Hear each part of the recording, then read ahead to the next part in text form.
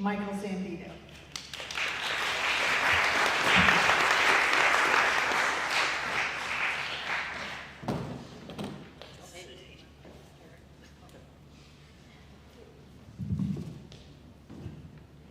I was born in Washington, D.C.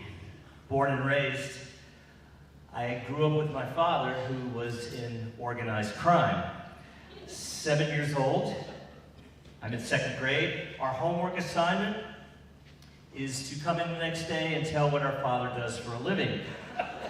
I go home, I ask Mom, without batting an eye, Mom says, well, your father's a bookie, of course.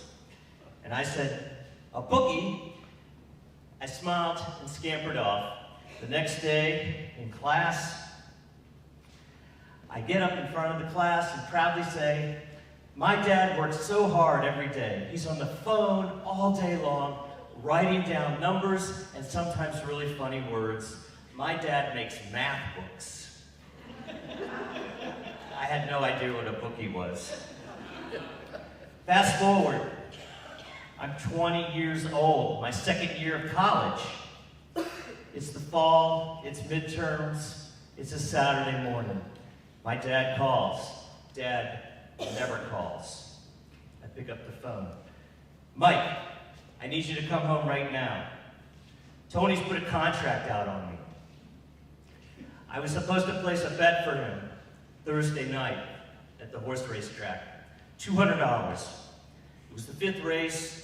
The horse was 70-1. The horse wasn't going to come in, win, place, or show. 70-1. Next day, Friday, I get the Washington Post. I look at the horse racing results. This horse came in last. So Friday, about 12 o'clock, Tony calls me. Where's my money? I said, there's no money. Your horse came in last. We go back and forth. Tony says, my horse came in first. The race was fixed. I want my money. I'm putting a contract out on you. By Monday, somebody's going to walk up behind you and blow your brains out. Click. My dad then calls me. I don't know. His plan is, I was always Uncle Tony's favorite. Tony was my Uncle Tony, by the way. He wasn't really my uncle. There was a lot of guys I called uncle who weren't really my uncles. His plan was, I was always Uncle Tony's favorite. His plan was, come on down, Mike. I got the money at my store. Take it to Uncle Tony. You got to be there by 5 o'clock. That's when he closes on Saturday. Give him the money and lie. Lie and tell him you placed the bet. Tell him you had the money and I didn't know. I said, all right. He was just about to hang up the phone when all of a sudden, almost out of the blue, as an afterthought, he says, Mike. And I said, yeah. He says, you got to go by the farm.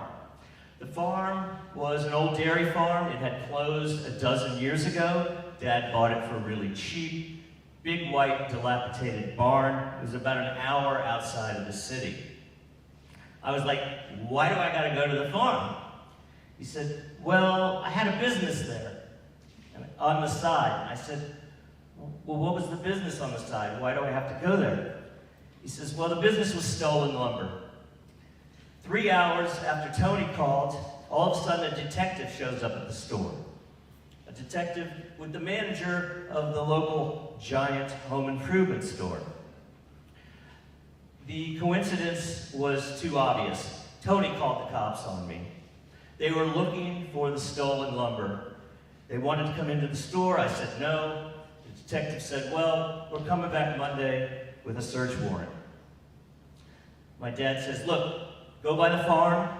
All the lumber was in the barn. I sent Will up there. I sent Andy up there. We got to burn it all before Monday. We've got all weekend. Just go by and see how they're doing. I was like, okay. Then he says, hey, love ya. Hangs up the phone. I'm like, oh yeah, it's another weekend with Dad. Drive down from college. I'm driving up the dirt road to the farm. there is a pile of wood there. I thought it'd be a pile of like a car or a truck. The pile of wood is the size of a tractor trailer. It's huge, and it's not stacked. And this is beautiful, brand new wood from the home improvement store, who will remain unnamed. I pull up. As soon as I open my door, the odor of gas hits me. Gasoline is poured all over it. There's Andy. There's Will.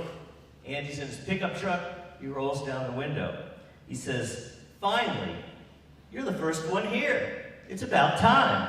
And I said, "Well, what do you mean?" He throws me the pack of matches. He says, "Good luck." And I was like, "Whoa, whoa, whoa, where are you going?"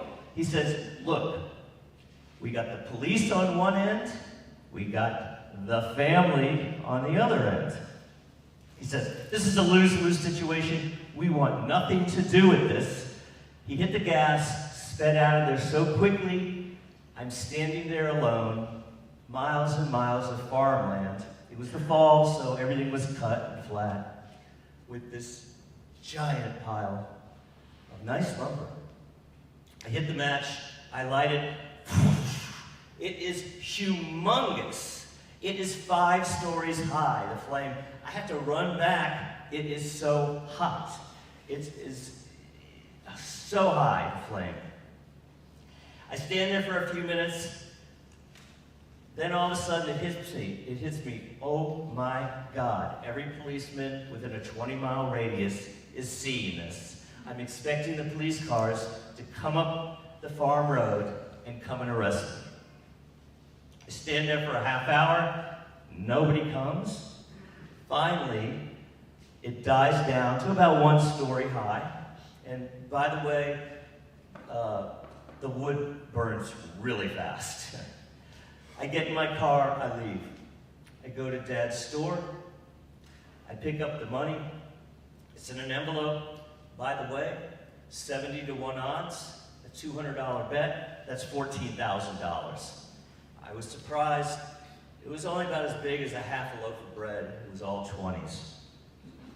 I drive down to Uncle Tony's store in Georgetown, Washington, D.C. By the way, everybody seemed to own a store in my family, and everybody was my uncle. I walk into Uncle Tony's store. It's 4:30. I'm just in time. Uncle Tony has a smirk as soon as he sees me.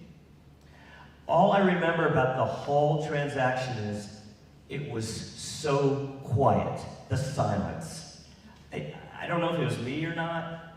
God, it was quiet. I walk up, I put the envelope on there, I start telling him my lie. He holds up his hand.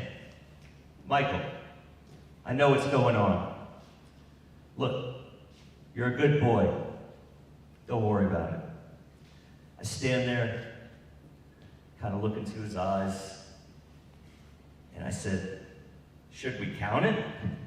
Uncle Tony laughed. He said, No. He said, "I'm sure your dad has counted it many, many times. I'm sure it's all there." I walked out. Again, the silence. That's all I remember. And we're in downtown D.C. I walked out, drove home. Uncle Tony did cancel the contract. The detective and the store manager and some police showed up Monday with a search warrant. The search warrant was for my dad's store. There was nothing in there. Nothing became of it. They knew nothing about the farm, which was almost an hour outside of town. Years later, I graduate from college. I'm an accountant. I'm working. I can see they're grooming me.